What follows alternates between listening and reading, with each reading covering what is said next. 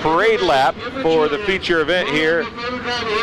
Sullivan Auctioneering feature event here at Quincy Raceways.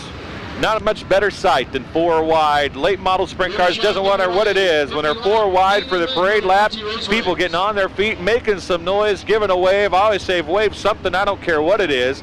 Let them know you appreciate them being here. This is your 4 abreast parade lap for your Quincy Raceways IMCA late model Deery Brothers Summer Nationals event number 2 of the 2010 season.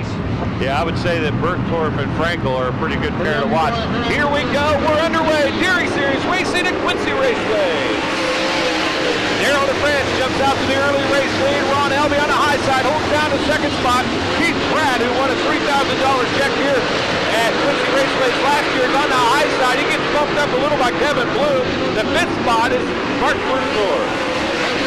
As they work to complete lap number 1, look at the dust fly.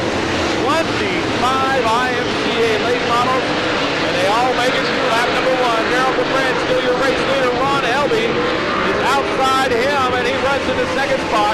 That's just how they started this feature. As I say that, Frankel gets by Pratt and Elby. He's up to 3rd. Burgtorf battling Pratt for that 5th position. May stick it underneath Elby. He's going to get both up in one fell swoop. Mark Burgtorf is up to the 4th spot. Frankel looking inside of Bloom. Side by side for the 2nd spot now as they work down the back stretch. Up front, the battle for 2nd continues. Bloom on the high side. Frankel on the low side, and he's going to have 2nd, I think, that time by.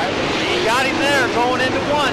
He did get him if he didn't have him before, and the scoreboard did change. As we work on lap number 10, a new 2nd place car, and the yellow light's out. The yellow light is out, and something debris down the front stretch here.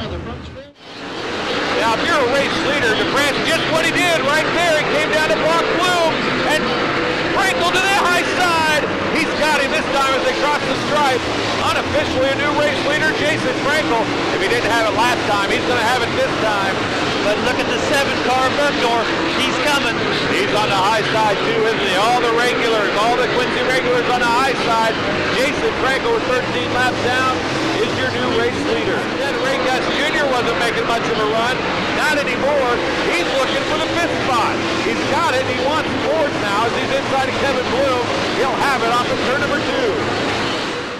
On the high side, Mark Burgtorf is up to 2nd now.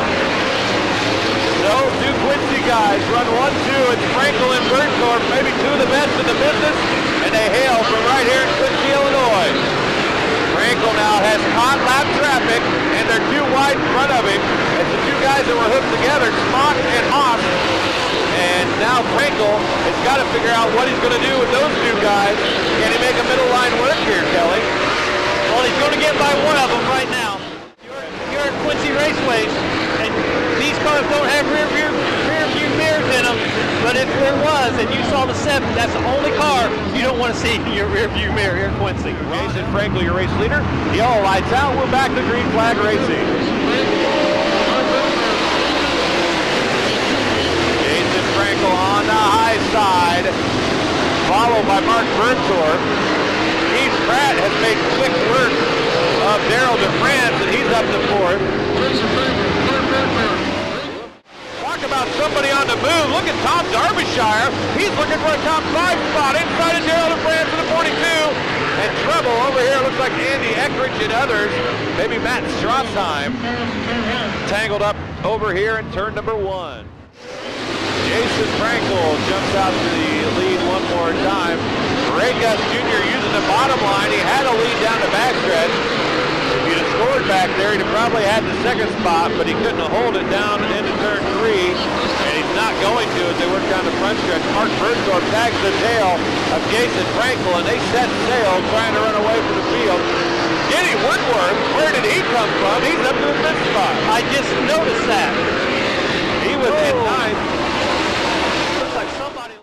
Everybody's trying to find their way to the top side. That's where the 2 guys out front are running. So now Frankel, he's just holding back. waiting for a chance to strike, and he might have found it already. They're not the lap traffic yet, but Mark Burgtorf is close right to the rear bumper. Burgtorf drops down a car length. He's to the inside of Frankel up at turn number 4. Frankel's going to hold him off, but maybe, just maybe, that racing line taking rubber is moving down the racetrack a little bit. In a position now to be trapped behind Hackwell, the first lap car. I think Burgtorf's going to get him on the inside. Burgtorf down to the bottom. Frankel slides up. A new race leader is going to be Mark Burgtorf. Burgtorf now your new race leader, took the lead as they completed lap number 34. So 10 laps to go. Mark Burgtorf trying to make it 2 in a row. And what a way that be to open a Deery Brothers Summer Series season. And he's checked out now. Mark Burgtorf is up to a straightaway advantage as he's on the rear bumper of Nick Ingles now down the front stretch with 9 laps to go. And then you got second, third, and fourth running right there. And Gus Jr. looks to the inside of Frankel, but he can't make the pass through 3 and 4. He slides back up behind, falls in the line. Burgtorf for the final time into turn number 1, works through turn number 2. And he has just stuck in behind Perry. He's got this one if he can hold it together for 2 more corners. Into 3, out of turn number 4, here comes your feature winner, Mark Burgtorf. Second is going to be Jason Frankel. Ray Gus Jr. third, Keith Pratt fourth, and Denny Woodward. 6 straight for Quincy drivers in the IMCA Deery Brothers Summer Series here at Quincy Raceways.